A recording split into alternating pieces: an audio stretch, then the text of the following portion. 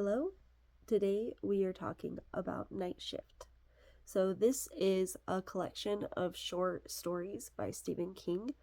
I think for the most part, the stories are very good, and overall, I really enjoyed this book. This is the first time I've actually sat down and read all of the stories, but there were a few that I just didn't really find at all in the scary range. Like, there were elements where it almost could have been, but I just don't feel like it was either developed fully or, to me, it doesn't really make a scary story. I'm going to go through the ones that I didn't really deem as scary.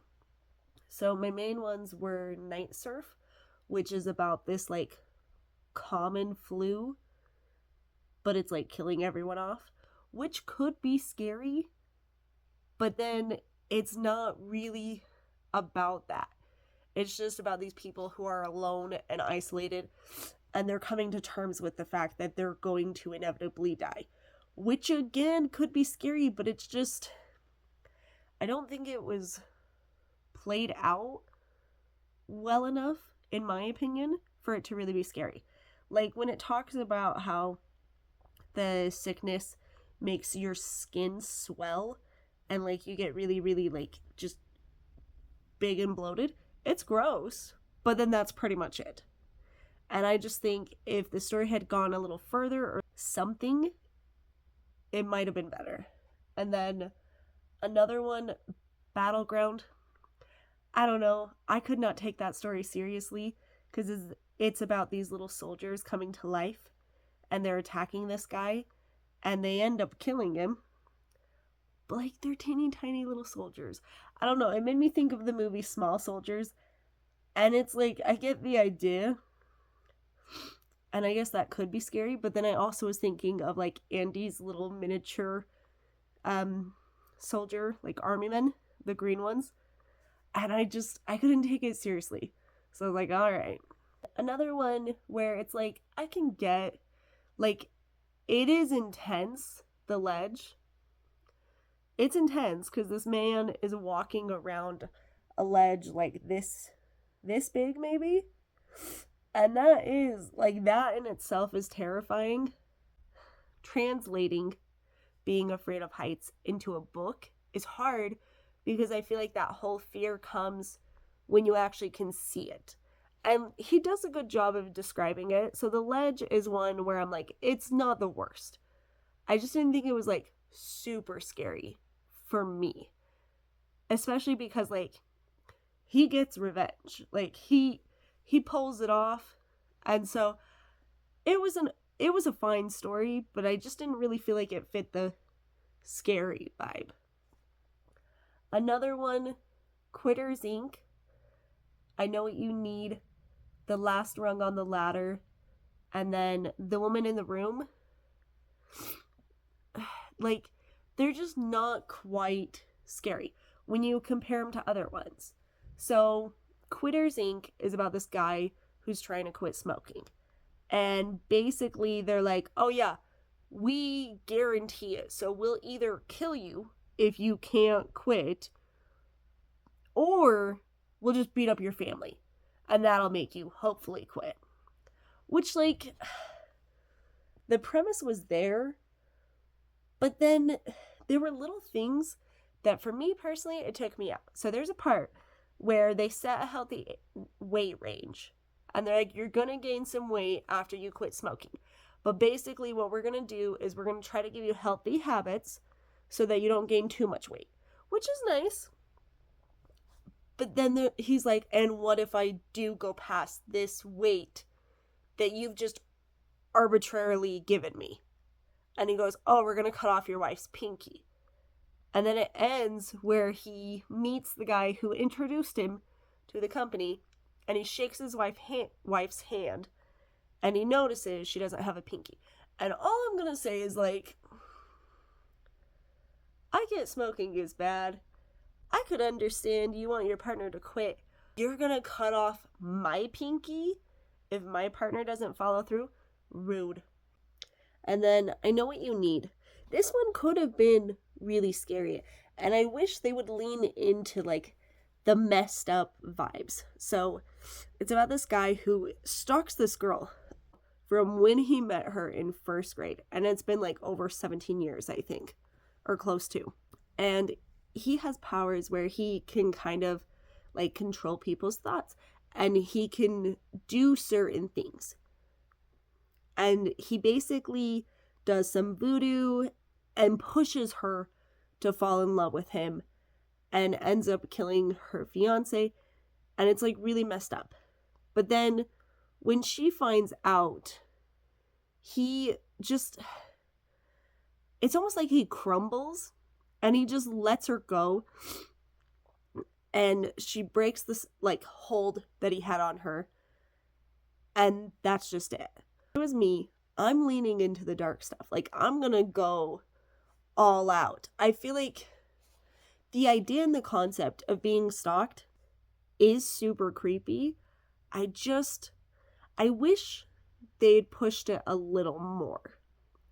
Which, I don't know. Like, it did go pretty far, but I think it could have gone farther. Or it could have just ended like super messed up and you're like, oh, don't like that. It's still fine though. And then the last rung on the ladder, this one was just sad. It's so sad. Like, it's not even scary. So brother and sister, they grew up on a farm and they had a barn with a big hay pile or a hay bale.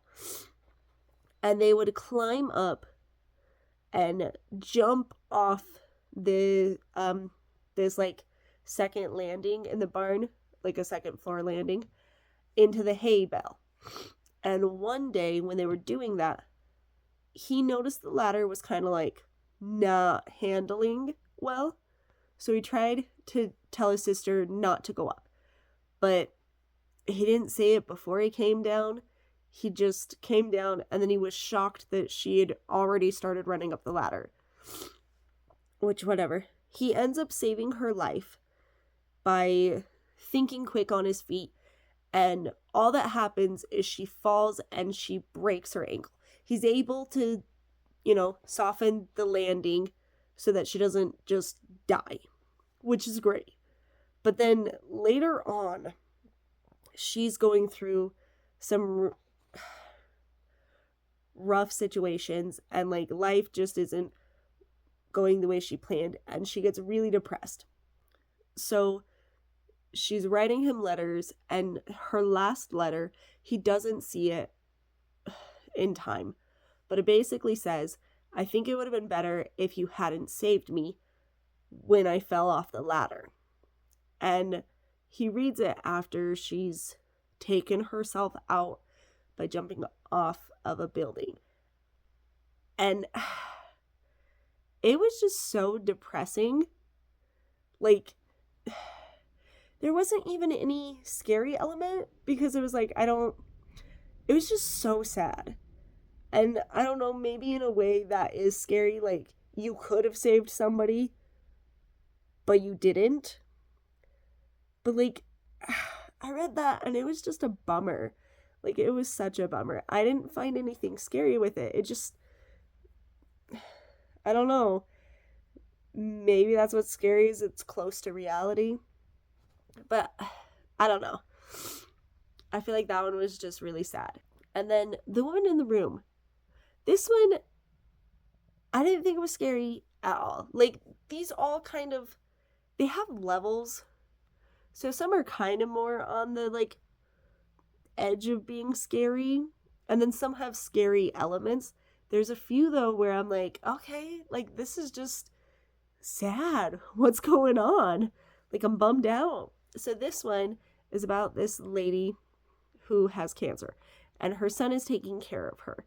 And her son is debating on whether or not he wants to assist her in unaliving so she doesn't have to suffer through her cancer. And he ends up doing it because, like, he puts these arbitrary rules of, like, oh, if she doesn't do this, then I won't do that. But if she does do this, then I will do it. He ends up doing it. And the whole story is just him kind of like reminiscing about his childhood and like dealing with that like pull of should I or should I not. And I don't know, like I didn't really think it was scary because I totally understand, like I don't think anyone wants to see someone suffer, especially like the way it's described in the book. She did not sound good. The whole questioning of whether you're being morally like an awful person. I don't know.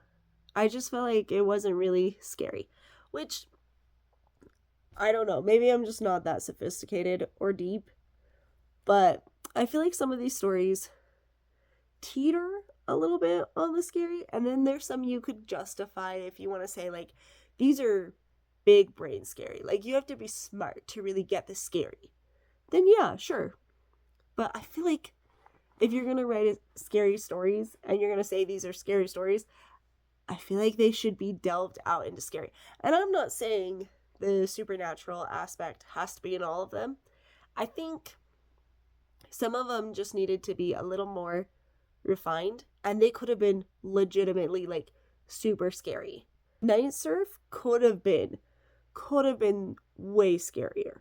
But overall, I like this book. There are some amazing stories in this. Like, oh my god. The Boogeyman is terrifying. Every time I read it, I love it a little more. But also, the Boogeyman is dark. It's bleak. It's horrible. Unfortunately, it involves children. So that one is a rough read. I've read it now like 5 times. And I still do enjoy it. Like, it is so scary. But every time I read it, I freaking hate the dad. Like, so much more. Just when I think I couldn't hate him anymore, I read it again, and then I'm like, oh, you suck. And then I Am the Doorway. That's, like, I think that one's so spooky because you're getting invaded by this alien parasite, and no matter what you do, it keeps coming back. I think that's terrifying. And, like, the fact that he was able to make a washing machine scary, I'm like, kudos to you. Could never be me. I don't think I could make a washing machine scary. So overall, I really did enjoy this book. I loved going through and actually reading all of the stories. And it makes me want to read more of his short stories, so that'll be fun. So I think I would give this probably like at least a 7 out of 10. Overall, I enjoyed it. Super fun. If you like Stephen King, or if you want to read some weird, bizarre, scary stories, I think this is a really good one. Quick rant. I totally spaced to mention that you get 2 prequels to Salem's Lot in Night Shift. So there's Jerusalem's Lot, which is like the main backstory. That's how everything started. That's such a good story.